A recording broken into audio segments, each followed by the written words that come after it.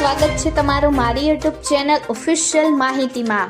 તમે ગુજરાતના તમામ માર્કેટયાર્ડના ભાવ, ખેતીને લગતી તમામ માહિતી અને ખેડૂતોને ઉપયોગી એવી તમામ માહિતી સૌથી પહેલા જાણવા માંગતા હો તો મારી ચેનલને સબસ્ક્રાઇબ કરી લેજો, જેથી અમારા દ્વારા આપવામાં આવતી માહિતી તરત જ તમને મળી રહે।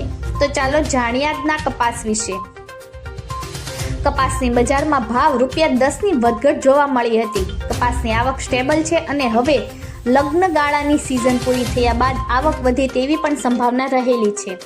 નવા કપાસની બોટાદમાં 37,000 મણ, હળવદમાં 25,000 મણ અને અમરેલીમાં 12,000 મણ, બાબરામાં 8,000 મણ અને ગઢડામાં 4 થી 5,000 મણની આવક હતી।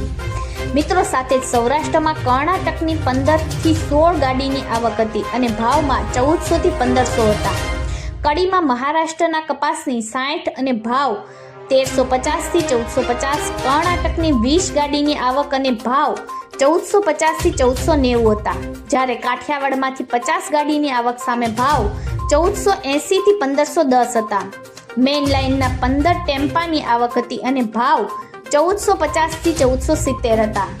મિત્રો, સાથે જ રાજકોટમાં કપાસની 17,000 મણની આવક હતી અને કપાસના ભાવ 4Gના 1475 થી 1525, A પ્લસમાં 1425 થી 1475 અને આ સાથે તે B પ્લસમાં 1350 થી 1425, બીમાં 1250 થી 1350 અને C ક્વોલિટીમાં 1100 થી 1200 હતા। એક એન્ટ્રી 1540ની પણ હતી। આ સાથે તે કપાસના બજારમાં આવક વધારા સામે ભાવમાં 10નો સુધારો જોવા મળ્યો હતો।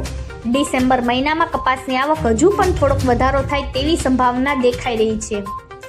દેશાવરથી કપાસ બજારમાં વેચવાલી વધશે તો લોકલ બજારમાં પણ ઘટાડો થશે। નવા કપાસની બોટાદમાં 75,000 મણની આવક હતી। મિત્રો, ગુજરાત સહિત દેશના કપાસ ઉગાડતા ખેડૂતોને ફટકો પડી શકે છે। રૂ કપાસના ભાવ ટેકાને ભાવની નીચે ટ્રેન્ડ કરી રહ્યો છે, જ્યારે દેશના કોટન સાથે સંકળાયેલી એક સંસ્થાએ રૂની આયાત ડ્યુટીની મુદત 31મી ડિસેમ્બર બાદ પણ લંબાવવાની માંગણી કરી છે। મુક્ત વેપારમાં હિમાયત કરતા કોટન એસોસિએશન ઓફ ઇન્ડિયાએ સરકારને કાચા કપાસની આયાત પર 11% કસ્ટમ ડ્યુટી દૂર કરવા વિનંતી કરી છે। હાલમાં કાચા કપાસની આયાત 31મી ડિસેમ્બર 2025 સુધી ડ્યુટી ફ્રી છે।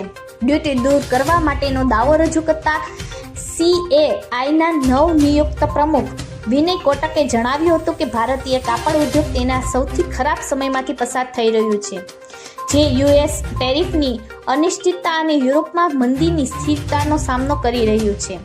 ઘરેલું ઉત્પાદકતામાં ઓછી અને ઉચ્ચ લઘુત્તમ ટેકાના ભાવ દ્વારા પ્રેરિત વર્તમાન બજારમાં પડકારોને ભારતીય કપાસને અન્ય સ્પર્ધાત્મક આંતરરાષ્ટ્રીય વિકાસની તુલનામાં મોંઘો બનાવ્યો છે।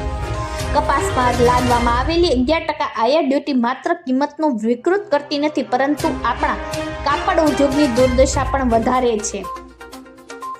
વધુમાં કોટકે જણાવ્યું કે કાપડ ઉદ્યોગમાં સુધારવાનો એકમાત્ર ઉકેલ કાચા માલનો ટકાઉ અને સ્પર્ધાત્મક પુરવઠો ઉપલબ્ધ કરવાનો છે। જ્યારે ખેડૂતોને પહેલાથી જ તે MSP દ્વારા રક્ષણ આપવામાં આવ્યું છે, ત્યારે 11% આયાત ડ્યુટી દૂર કરીને કાપડ ઉદ્યોગને બચાવવાનો સમય આવી ગયો છે, જેના કારણે તે સ્પર્ધાત્મક કાચા માલ સુધી પહોંચી શકે છે।